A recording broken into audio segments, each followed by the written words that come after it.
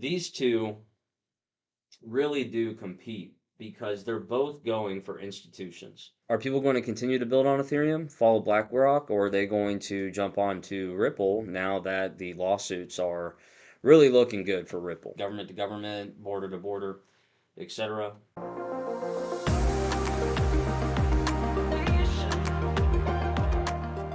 What's going on, everybody? It's your boy JT, and we are back to the Crypto Den. I want to thank you all for tuning in today. I'm going to do another comparison, and I'm going to keep it under 10 minutes because these seem to be the videos you all appreciate the most. And today we're going to talk about the key differences between Ethereum and XRP because, believe it or not, they are vying for similar use cases, and it's important to know the chief differences between the two.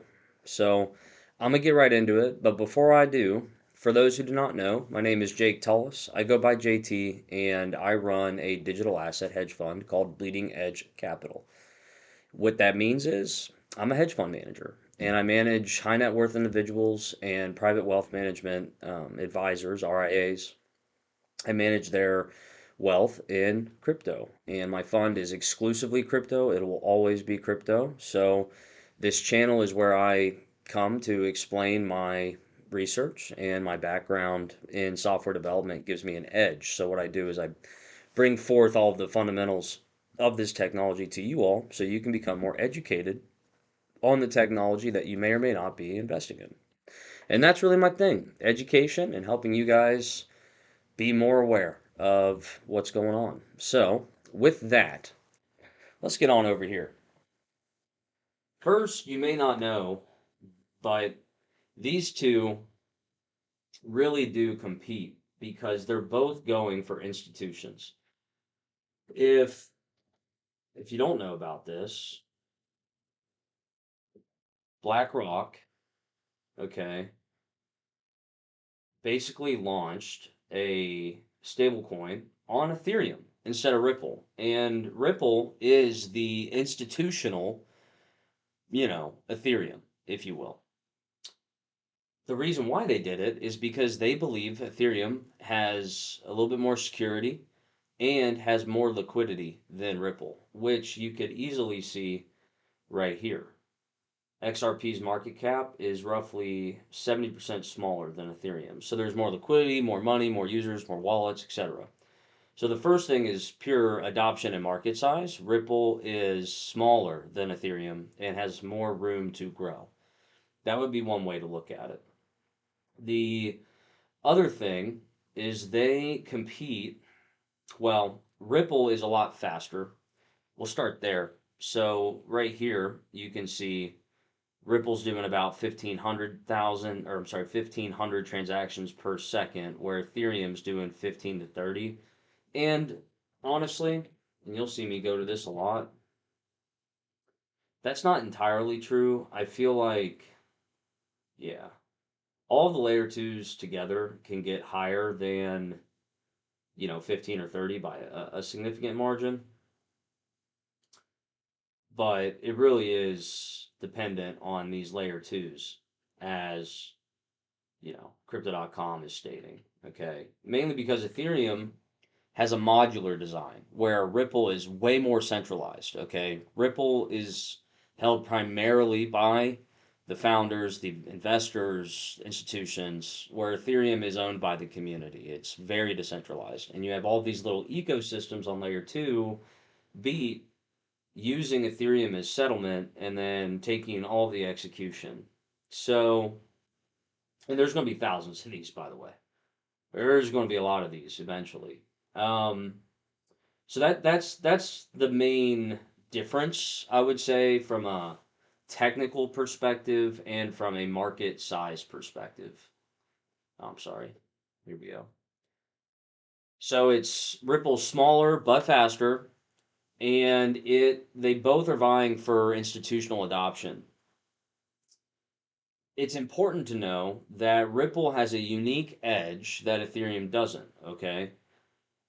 If it's not the speed of Ripple and the fact that it has more upside than Ethereum, it is also the fact that Ripple is ISO 222 compliant. Now, you'll hear me talk about this all the time because this is the organization that sets the standards of computer systems. Or maybe you could think of it as the Rosetta Zone, Rosetta, geez, I can't talk today. I'm sorry, guys. Rosetta Stone that helps us all communicate in the same language. Okay, so they tell us what language our systems need to talk to work with the international settlement. So, like every country, that system. 222 is the standard for digital assets. So, Ripple is compliant with ISO, where Ethereum is not.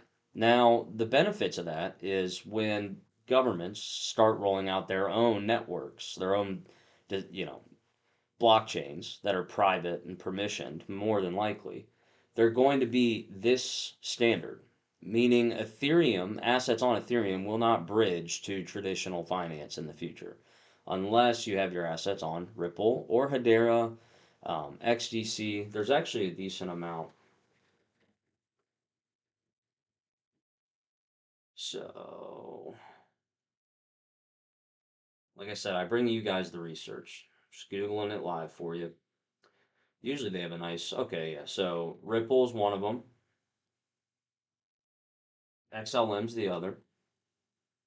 Cardano, Hedera, IOTA, XDC, Algorand, and Quant.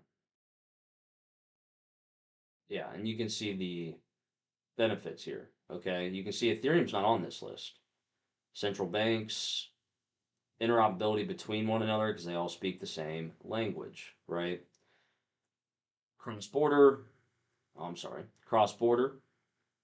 That's what I'm talking about with the international settlement, government to government, border to border, etc. So you have you got Ethereum that is owned by the community and it's completely decentralized, and you have independent teams building it, scaling it, getting its TPS from 30 to 300 in the past 2 years. And that'll continue until Ethereum gets to the kind of throughput that Ripple currently has. Ripple, on the other hand, is centralized, owned by the majority of the people that started the protocol and are in these large institutions that have connections to central banks and so on and so forth. Ripple is smaller, and ultimately, these two are competing for where will people like large companies, institutions, traditional finance, where are they going to build their decentralized applications through smart contracts? That's the real competition these two platforms have. So, what do you guys think? BlackRock's chose Ethereum for one of their applications, the BIDL token, but are people going to continue to build on Ethereum, follow BlackRock, or are they going to jump onto Ripple now that the lawsuits are really looking good for Ripple? The fact that Gary Gensler is stepping down, who's leading the charge of all this litigation, and you got Paul Adkins stepping in, it's likely that Ripple's going to see a proliferation of adoption in the next year or two as those things come to settle. So, what do you guys think? Let me know.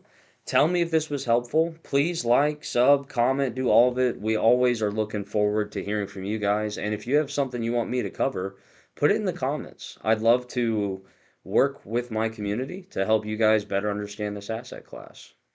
And until next time, y'all take care of one another. Alrighty. Peace and love. I'll see you.